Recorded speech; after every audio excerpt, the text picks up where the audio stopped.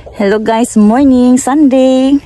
Ayan, never ko pa tong po sa aking page or YouTube ang tinanim naming red beans. Meron din kami tinanim na red beans pero hindi ko pa siya talaga na i-upload. Never.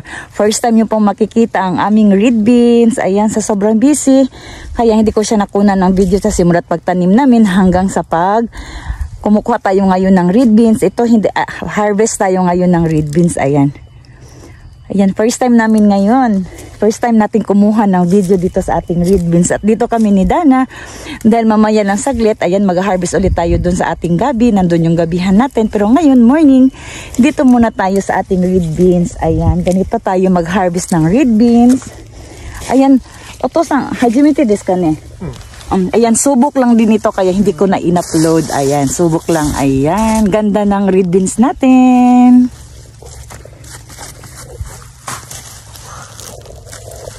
Ayan ka farmer, ayan, tinanim ito. Nanggato di stake, wait ano ga? Ayan, July tayo nagtanim ng ating red beans. Pagkatapos natin nagtanim sa ating palayan, kapag tanim tayo, ito, dito tayo nagbini ng palay sa lugar na to. Para hindi siya mabakante, tinaniman ni Dana ng red beans. Ayan si Dana. Ayun. Ayan. Para hindi mabakante itong lupa na ginawa natin ng binhi ng palay. Ayan, dito tayo. Tinaniman ni Dana ng red beans. At ito'y subok lang sa awa naman ng Panginoon. Ayan. Ayan yung red beans. Ayan. Ganito itsura niya, guys. Ayan, red beans. Ayan, munggo. Ito yung munggo sa atin. Ayan, meron tayong munggo, red munggo. Ayan, maganda pang angkot to. Ayan. Ayan, first time lang natin ngayong taon na to.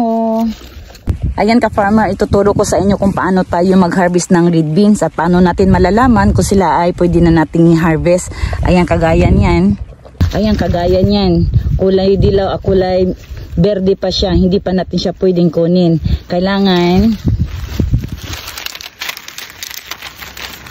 ayan, pag nakita nyo medyo tumutunog na yun sa ilalim, sa loob, hinog na, ayan kagaya nito, hinog na sila. At pag niyugyug mo, ayan medyo tumutunog sila sa loob. Ayan, ito tamang tama na to na i-harvest na natin yan. Ayan, ayan ito.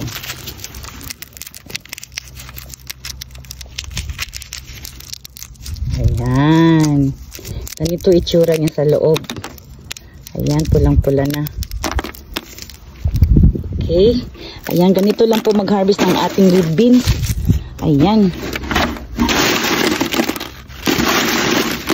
Ayan, sa 1 kilo nito merong 1,500 yen ang presyo. Pero sa ngayong taon na to ay subok lang kami ni Dana at sa awa ng Panginoon okay naman siya. Ayan. Kaya paunti-unti kami nag-harvest ngayon. Bye-bye.